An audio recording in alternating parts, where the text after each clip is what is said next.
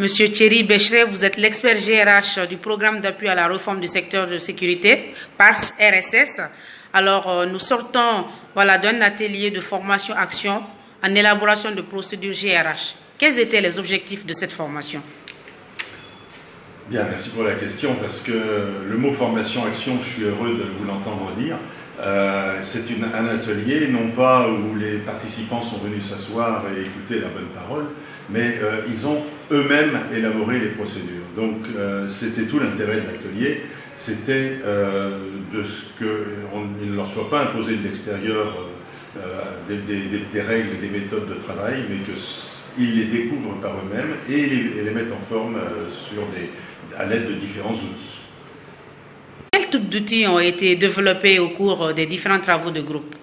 Alors, la source de l'information pour la gestion des ressources humaines, ce sont les textes de loi, les textes d'application de la loi, je veux dire les statuts du personnel, statut spécial de la police, statut spécial de la protection civile, et donc leurs textes d'application. À partir de ça, et à partir d'outils, cette fois-ci effectivement, qui sont des diagrammes, des schémas auxquels nous avons pu former les participants, nous leur avons demandé de décrire un processus de recrutement, un processus de notation, évaluation du personnel, un processus de mutation.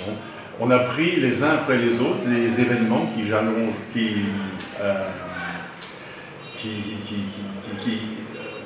ponctuent la carrière du fonctionnaire pour leur faire décrire comment on le fait, qui le fait, quand on le fait, qu'est-ce qu'on fait, comment on le fait, où on le fait. Et c'est ça la procédure, et c'est ça qu'ils ont été chargés de développer à l'aide de tous ces outils. Alors, quelles sont les principales recommandations faites à l'issue de cet atelier?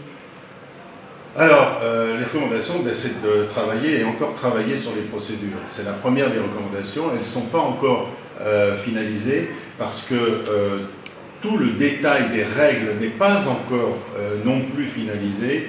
Donc il y a tout un travail qui avait commencé avant cet atelier, qui va se poursuivre après cet atelier à travers un groupe de projets qui a été mis en place à la direction des ressources humaines du ministère et qui se réunit 2 fois par semaine et reprend les unes après les autres ces procédures pour vraiment arriver à donner des indications très précises, très concrètes.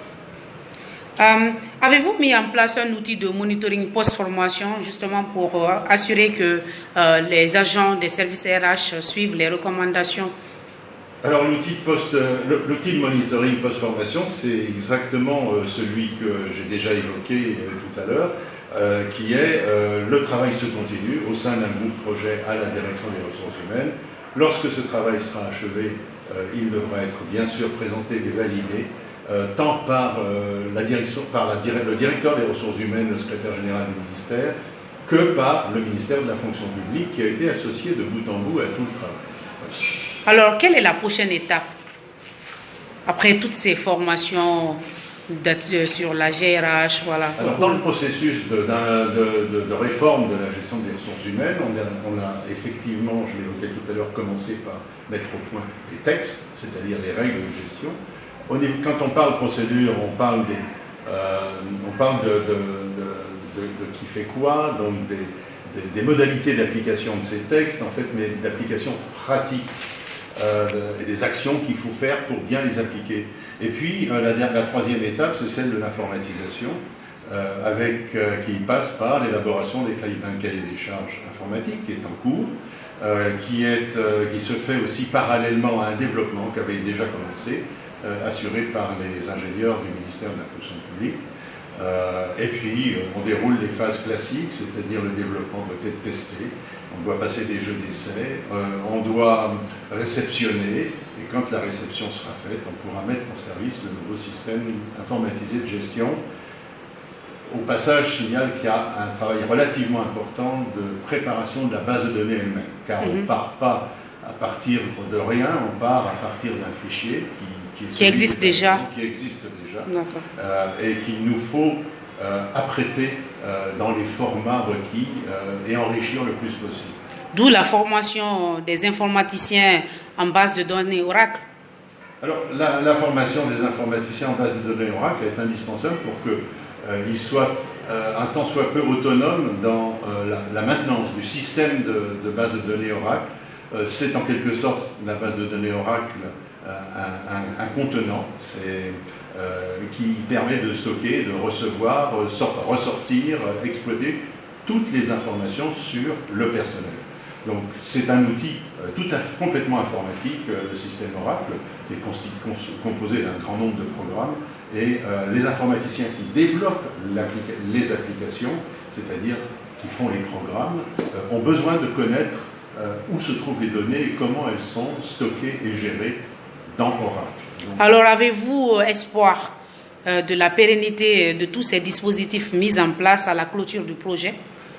Le projet sera clôturé assez prochainement. Et c'est très court pour pouvoir être certain que l'appropriation sera faite et que donc la pérennisation garantie. Ça dépend beaucoup du sens de responsabilité, je pense, des acteurs, en particulier ceux de la DRH, mais pas seulement, de la direction du ministère, l'encadrement du ministère, qui doivent se conformer à ces nouvelles procédures. Sens des responsabilités, discipline, il va y avoir un sacré coup de collier à donner dans ce domaine-là. Merci.